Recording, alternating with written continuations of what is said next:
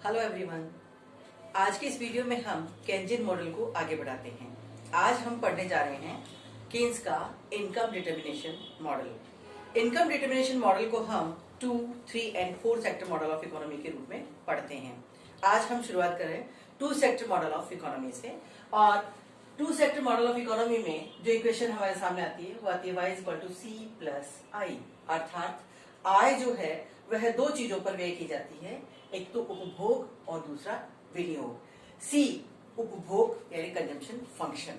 Consumption function जो कि Keynes की ही देन है, या कह सकते हैं कि जब पिछले वीडियो में मैंने आप लोगों को बताया था कि कीन्स ने अपने मॉडल में कुछ इनोवेशंस किए हैं। उन इनोवेशंस में एक इनोवेशन है कीन्स द्वारा प्रस्तुत कंजम्पशन फंक्शन, जिसे कीन्स ने C = A+BY के रूप में प्रस्तुत किया है। कीन्स का मानना है कि व्यक्ति अपनी आय का एक बड़ा भाग उपभोग पर व्यय करता है और उपभोग पर किया जाने वाला वह व्यय C = A+BY के अनुपात में होता है। इस समीकरण के दो पार्ट हैं, पहला पार्ट है A और दूसरा पार्ट है BY। A जो है A is a autonomous variable, अर्थात A एक स्थिर चल राशि है। स्थिर चल राशि से अभिप्राय ये होता है कि वह चल राशि जिसका आय से कोई संबंध, कोई सरोकार नहीं होता है, अर्थात A एक व्यक्ति के द्वारा, एक उपभोक्ता के द्वारा किया जाने वाला वह उपभोग है जिस पर उसकी आय का कोई प्रभाव नहीं पड़ता है। यदि आय 0 है तो भी वह उपभोग किया जाएगा, और आय अगर बहुत अधिक है तो भी A के बराबर उपभोग व्यक्ति के द्वारा किया ही जाएगा। इसके पश्चात जो उपभोग किया जाता है वह उपभोग डिपेंड करता है BY पर। BY में दो वेरिएबल आ रहे हैं, एक आता है B और दूसरा है Y। B का मतलब होता है B = MPC। इस MPC को हम ΔC/ΔY के द्वारा भी बता सकते हैं। इसका मतलब ये होता है कि आय में जब परिवर्तन होता है तो उपभोग में कितनी मात्रा में परिवर्तन होता है। B4 MPC marginal propensity to consume, यानी उपभोग की सीमांत प्रवृत्ति। इस उपभोग की सीमांत प्रवृत्ति के बारे में कीन्स का कहना है कि इसका मान सदैव 0 से अधिक परंतु इकाई से कम रहता है, यानी B is always greater than 0 but less than 1। इसका मतलब ये होता है greater than 0 means if B = 0, that means कि आय में से उपभोग पर कुछ भी व्यय नहीं किया जाता है, जो कि सही नहीं है। क्यों सही नहीं है? क्योंकि व्यक्ति आय अर्जित किस लिए करता है? व्यक्ति आमदनी अर्जित करता है उपभोग करने के लिए। इसलिए निश्चित रूप से व्यक्ति अपनी आय का कुछ न कुछ भाग उपभोग पर व्यय करेगा। इसलिए B का मान कभी भी 0 नहीं हो सकता है, और ये कभी भी इकाई के बराबर भी नहीं हो सकता है। क्यों? क्योंकि यदि B का मान इकाई के बराबर हुआ तो इसका मतलब ये होता है कि व्यक्ति अपनी संपूर्ण आय को केवल उपभोग पर ही खर्च कर देता है। जबकि आप इक्वेशन में देख रहे हैं कि y = C+I होता है, यानी आय के दो पार्ट्स हैं, पहला पार्ट है C और दूसरा पार्ट है I, अर्थात एक उपभोक्ता अपनी आय का एक अंश उपभोग पर खर्च करता है तो दूसरा अंश विनियोग पर खर्च कर देता है। अब आप देखिए कि इस कंजम्पशन फंक्शन में जो A पार्ट है विच इज ऑटोनोमस कंजम्पशन, यानी स्वायत्त उपभोग जो कि आय से प्रेरित और प्रभावित नहीं होता है, ये कौन सा उपभोग है? इसका मैं आपको बहुत ही इजी से एक एग्जांपल दे सकती हूँ। आप भी सोचते होंगे कि आखिर कौन सा ऐसा उपभोग है, वो कौन सी ऐसी वस्तु है जो आय से प्रेरित और प्रभावित नहीं होती है और जिस वस्तु का उपभोग व्यक्ति को करना ही होता है। ऐसा कौन सा उपभोग है जिसे हमें आय ना होने पर भी करना होता है? मैं एक साधारण से एग्जांपल से आपको समझाती हूँ। मैं कहती हूँ कि A व्यक्ति के पेट में लगने वाली भूख है जो व्यक्ति की जेब को नहीं देखती है। यानी जब व्यक्ति को पेट में भूख लगती है तो उसको उस भूख को शांत करना होता है, चाहे आय का स्तर 0 हो चाहे आय का स्तर अधिकतम हो। तो हम एक काल्पनिक उदाहरण से इसको समझ सकते हैं कि A को माना कि A पेट में लगने वाली भूख है जो व्यक्ति की जेब को नहीं देखती है, आय के स्तर को नहीं देखती है। अगर आय बहुत अधिक है तो भी व्यक्ति पेट में जितनी भूख है उतना ही भोजन करेगा, और आय अगर न्यूनतम है तो भी व्यक्ति के द्वारा अपनी भूख को शांत करने के लिए उपभोग किया जाएगा। सो A is autonomous consumption. A एक स्वायत्त उपभोग है जो व्यक्ति की आय से प्रेरित और प्रभावित नहीं होता है। इसके पश्चात जो उपभोग किया जाता है वह B के अनुपात में किया जाता है। एक बार जब B की मात्रा का निर्धारण हो जाता है तो उपभोग अपने आप स्वतः निर्धारित होता चला जाता है। मान लीजिए यदि B का मान 0.8 तय कर दिया जाता है, ये काल्पनिक मान है। इफ B = 0.8 दैट मीन्स कि व्यक्ति अपनी इनकम में से 80% पार्ट कंजम्पशन पर व्यय करता है। यदि व्यक्ति 10 रुपए अर्जित करता है और बी का मान 0.8 है तो इसका अभिप्राय होता है कि 10 रुपए में से 8 रुपए व्यक्ति उपभोग पर खर्च करेगा। यदि आय 10 से बढ़कर 100 रुपए हो जाती है तो अपने आप बी के अनुपात में उपभोग 8 से बढ़कर के 80 रुपए हो जाता है। यदि आय 100 से बढ़कर 1000 हो जाती है तो उपभोग का मान 800 रुपए हो जाता है। यदि आय 1000 है तो उपभोग 800 और आय 10,000 है तो उपभोग का मान 8000 अपने आप निर्धारित हो जाता है और ये निर्धारित होता है इस बी के मान के अनुरूप। तो ये अब आपको समझ में आ गया होगा कि B is always greater than 0 but less than 1। यहाँ इस रेखा चित्र में आपको उपभोग फलन दिखाई दे रहा है। इस उपभोग फलन में एक इंटरसेप्ट छोड़ा हुआ है, एक अंतरखंड छोड़ा हुआ है। ये अंतरखंड जो है ये ए को सूचित करता है, ए को प्रदर्शित करता है। यानी अगर आय का स्तर 0 भी है तो कम से कम इतनी मात्रा में व्यक्ति के द्वारा उपभोग किया जाएगा और इसके पश्चात होने वाला उपभोग आय पर डिपेंड करता है। जैसे जैसे आय का स्तर बढ़ता है वैसे वैसे उपभोग की मात्रा भी लगातार बढ़ती चली जाती है।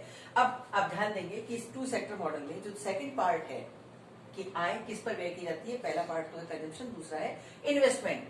So what is investment? विनियोग किसे कहते हैं? विनियोग, जैसा कि मैं पिछले वीडियोस में कई बार आपको बता चुकी हूँ कि जब व्यक्ति अपनी मुद्रा को, अपने धन को और अधिक धन अर्जित करने के लिए व्यय करता है तो उसे हम विनियोग कहते हैं। विनियोग का जो फलन है वो है I = IA + EY। यहाँ विनियोग के भी 2 पार्ट्स दिखाई दे रहे हैं आपको। First part is IA। IA is autonomous investment यानी स्वायत्त विनियोग। स्वायत्त विनियोग विनियोग की वह मात्रा होती है जो आय से प्रेरित और प्रभावित नहीं होती है। इसके पश्चात जो विनियोग किया जाता है वह EY पर डिपेंड करता है यानी EY के अनुरूप होता है। यहाँ जो स्मॉल लेटर E है, इस E का मतलब होता है MPI। MPI means marginal propensity to investment which is delta I upon delta Y। यानी जब आय परिवर्तित होती है तो आय के साथ साथ विनियोग की मात्रा में भी परिवर्तन होता है और E के साथ भी वही स्थिति लागू होती है। That means E is always greater than 0 but less than 1। यानी संपूर्ण आय को विनियोग पर व्यय नहीं किया जाता है और आय में से कुछ भी विनियोग पर व्यय नहीं किया जाए ऐसा भी नहीं होता है। इसलिए E का मान 0 से अधिक परंतु इकाई से कम होता है। तो इस तरह आपने देखा कि विनियोग फलन के भी 2 पार्ट्स हैं। IA ऑटोनोमस इन्वेस्टमेंट, स्वायत्त विनियोग जो आय से प्रेरित और प्रभावित नहीं होता है और इसका जो सेकंड पार्ट है EY ये प्रेरित विनियोग है जो आय से प्रेरित और प्रभावित होता है। यहाँ प्लस का साइन है, इसका मतलब ये है कि जैसे जैसे आमदनी का स्तर बढ़ता है वैसे वैसे विनियोगों की मात्रा में भी वृद्धि होती चली जाती है। लीजिए अब हम अपने 2 सेक्टर मॉडल को स्टार्ट करते हैं और इस 2 सेक्टर मॉडल की जो इक्वेशन है वो है Y = C + I। अब हम इस समीकरण में C और I के स्थान पर इसका मान प्रतिस्थापित कर देते हैं। जब हम इस समीकरण को आगे बढ़ाएंगे तो y के स्थान पर y आ गया। Y = C। C की जगह हम C का फलन लिख देते हैं। C = A + BY यानी A + BY + I। I का जो फलन आपके सामने मैंने लिखा है कि I = IA + EY, लेकिन हम पर्टिकुलर टाइम पर केवल ऑटोनोमस इन्वेस्टमेंट को साथ लेकर के चलते हैं। यानी हम ये मान करके चलते हैं कि अर्थव्यवस्था में केवल स्वायत्त विनियोग किए जा रहे हैं, इसलिए इस I के स्थान पर हम केवल IA को ही लेते हैं। समीकरण का आगे का हिस्सा हम एक बार के लिए छोड़ देते हैं। जब स्वायत्त विनियोगों की मात्रा को इसमें शामिल कर दिया जाता है तो अब हमारा इक्वेशन बन जाता है Y = A + BY + IA। अब देखिए कि y की संख्या को हम एक तरफ ले लेते हैं, बाकी संख्या हम एक तरफ लेते हैं। ये वेरिएबल एक तरफ और जब y को by को बाहर निकाल लिया जाता है तो यहाँ जो पॉजिटिव का साइन है यहाँ आकर के नेगेटिव हो जाता है। y - by = A + IA। y दोनों साइड है इसलिए y कॉमन आ जाता है। y फिर ब्रैकेट में 1 - b बच जाता है = A + IA।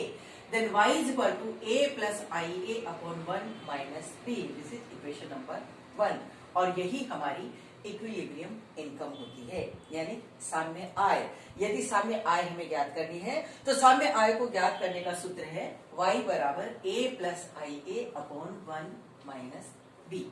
अब मान लीजिए कि इकोनॉमी में स्वायत्त विनियोगों की मात्रा में परिवर्तन हो जाता है, इसमें वृद्धि हो जाती है। जब अर्थव्यवस्था में स्वायत्त विनियोगों में वृद्धि हो जाती है तो निश्चित रूप से आय के स्तर में भी वृद्धि होती है और हमारा जो समीकरण है वह परिवर्तित हो जाता है। देखिए, शुरू में जब हमने यहाँ समीकरण लिया था y = a + by + ia, अब मैं आपसे ये कह रही हूँ कि स्वायत्त विनियोगों में वृद्धि हो जाती है और वह वृद्धि डेल्टा IA के बराबर होती है। तो अब हमारा जो समीकरण है वह परिवर्तित होकर के इस प्रकार हो जाता है y + डेल्टा y क्यों? क्योंकि स्वायत्त विनियोग के बढ़ने पर आय के स्तर में भी वृद्धि होती है, इसलिए y + delta y = a + by + b delta y, क्योंकि उपभोग जब आय बढ़ती है तो आय के बढ़ने के साथ साथ उपभोग में भी वृद्धि होती है। कौन से उपभोग में? प्रेरित उपभोग में, यानी by + b delta y + ia + delta ia।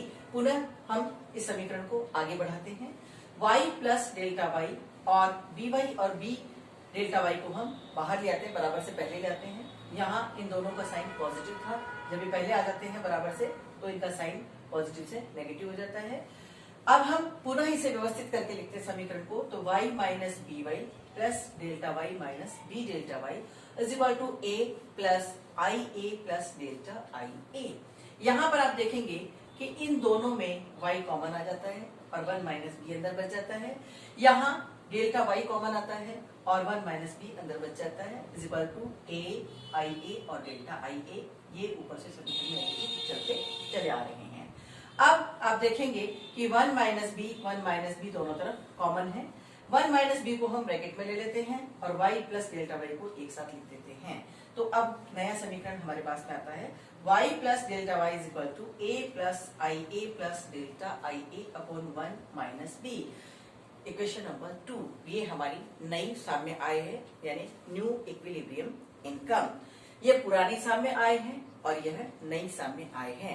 अब हम इन समीकरणों को एक न्यूमेरिकल एग्जाम्पल के द्वारा भी समझने की कोशिश करते हैं, यानी आय का निर्धारण। अभी तक तो आपने इक्वेशन के रूप में देखा कि समीकरण के रूप में हम किस प्रकार से आय का निर्धारण करते हैं।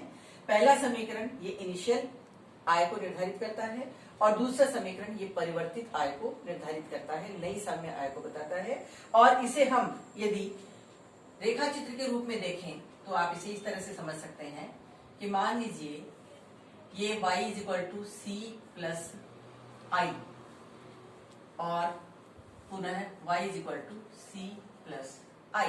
आय का निर्धारण हम दो विधियों से कर सकते हैं। दो विधियां हैं। पहली विधि है aggregate demand = aggregate supply function, यानी समग्र मांग और समग्र पूर्ति विधि के द्वारा।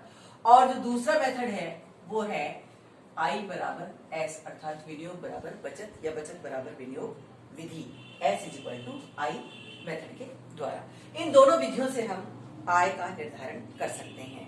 अभी इस समीकरण में हम आय का निर्धारण एग्रीगेट डिमांड = एग्रीगेट सप्लाई के माध्यम से करने जा रहे हैं, जहां पर आपने देखा कि पहले साम्य आय जो तय हो रही है वो है y = a + i / 1 - b। अब यहाँ देखिए आप कि इस रेखा चित्र में जो 45 डिग्री की रेखा मैंने बनाई है, y = c + i, this is aggregate supply function. और ये जो तिरछी रेखा जा रही है y = c + i, this is aggregate demand function.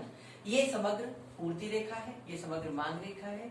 इस ई बिंदु पर दोनों एक दूसरे को काटते हैं, जहां पर साम्य राष्ट्रीय आय का निर्धारण होता है। अब यदि अर्थव्यवस्था में स्वायत्त विनियोगों की मात्रा में वृद्धि हो जाती है तो समग्र मांग वक्र यहां से शिफ्ट होकर के ऊपर की ओर चला जाता है और ये बन जाता है y = c + i + delta i। अब समग्र पूर्ति फलन समग्र मांग फलन को T1 बिंदु पर काटता है, जहां y1 राष्ट्रीय आय निर्धारित होती है। यानी ये पुरानी साम्य आय है और यह नई साम्य आय है। पुरानी साम्य आय का मतलब जो इस सूत्र के द्वारा हमने निर्धारित की है और नई साम्य आय जो इस सूत्र के द्वारा हम निर्धारित करेंगे। लीजिए, अब हम इस प्रश्न को थोड़ा आगे बढ़ाते हैं और अब मैं आपको जो है एक न्यूमेरिकल के द्वारा इस क्वेश्चन को, इस प्रॉब्लम को सॉल्व करके बता रही हूँ। मैं यहाँ पर केवल आय निर्धारण की जो इक्वेशन है उसको आपके सामने लिखा हुआ छोड़ देती हूँ। मान लीजिए कि पहली जो इक्वेशन है आय निर्धारण की वो है y is equal to a plus I A upon 1 minus b। अब यहाँ पर देखिए कि हम एक काल्पनिक उदाहरण लेके चलते हैं। Suppose c is equal to 40 plus 0.8y and i is equal to 50, अर्थात उपभोग फलन है 40 प्लस 0.8y और विनियोग दिया हुआ है 50। तो अब आय का निर्धारण कीजिए, आय का आकलन कीजिए। अब आय का आकलन हम इस सूत्र की सहायता से करेंगे। y बराबर हम c की जगह c का मान लिख देंगे 40 प्लस 0.8y प्लस i के स्थान पर हम लिख देते हैं 50। अब y, इस y को इधर ले आते हैं, y minus 0.8y is equal to 40 plus 50। यहाँ y कॉमन आ गया, 1 minus 0.8 is equal to 40 plus 50 is equal to 90। अब 1 में से 0.8 को माइनस करेंगे तो यहाँ बच जाएगा 0.2, y is equal to 90। Then y is equal to 90 upon 0.2। इस पॉइंट को जब आप हटाएंगे तो यहाँ एक शून्य लग जाएगा और इसको जब आप सॉल्व करेंगे तो मान आता है 450। यानी जब ये उपभोग फलन दिया हुआ हो और विनियोग का मान इतना दिया हुआ हो तो राष्ट्रीय आय 450 रुपए हमें प्राप्त होती है। अब मान लीजिए कि स्वायत्त विनियोग की मात्रा में परिवर्तन हो जाता है। यहाँ देखिएगा कि अगर इस रेखा चित्र में हम देखें तो हमने इस स्थिति को कैलकुलेट किया है और यहाँ पर राष्ट्रीय आय का मान आ रहा है 450 रुपए। अब माना कि स्वायत्त विनियोग की मात्रा में परिवर्तन हो गया है, स्वायत्त विनियोगों में वृद्धि हो गई है और स्वायत्त विनियोग 50 से बढ़कर के 60 हो जाते हैं, यानी 10 रुपए की स्वायत्त विनियोगों में वृद्धि हो जाती है और नया जो विनियोग है वह 60 रुपीज का हो जाता है। अब हम पुनः इस समीकरण को आगे बढ़ाते हैं और यहाँ आप देखिए कि फाइनली जो इनकम डिटर्मिनेशन के लिए आपके सामने जो इक्वेशन लिखी हुई है, यहां जो चेंज होगा वो चेंज होगा डेल्टा आई ए का, यानी आय में कितना परिवर्तन हुआ है, आय में कितनी वृद्धि हुई है। पहले इन्वेस्टमेंट था 50, अब इन्वेस्टमेंट हो गया है 60। तो अब जो आय ज्ञात होगी वह ज्ञात होगी 40 प्लस 50 प्लस 10 अपॉन 1 माइनस 0.8 यानी 100 अपॉन 0.2 अर्थात 500। तो नई जो आय है वह 500 रुपए प्राप्त हो रही है। यहाँ पर आप ध्यान देंगे कि विनियोगों में जो वृद्धि की गई है वो 10 रुपए की वृद्धि की गई है, पर आय में होने वाली वृद्धि 50 रुपए की होती है। अर्थात आय में होने वाली वृद्धि स्वायत्त विनियोग में होने वाली वृद्धि से कहीं अधिक होती है। तो इस तरह आपने देखा कि जब प्रारंभिक स्थिति में c is equal to 40 plus 0.8y और i इज इक्वल टू 50 मान दिया हुआ था तो राष्ट्रीय आय 450 रुपए प्राप्त होती है। लेकिन जब विनियोगों में 10 रुपए की वृद्धि कर दी जाती है तो विनियोगों की मात्रा 10 रुपए बढ़ने से आप देखिएगा ये जो चीजें लिखी मैंने इस फार्मूला के अकॉर्डिंग लिखी है। ए है 40, आई ए है 50 और डेल्टा आई ए है 10। 1 माइनस बी, 1 माइनस बी का मान 0.8। फिर जब हमने इसको सॉल्व किया तो सॉल्व वैल्यू आई है 500। तो इस तरह हमने इस वीडियो में आय के निर्धारण का 2 क्षेत्रीय मॉडल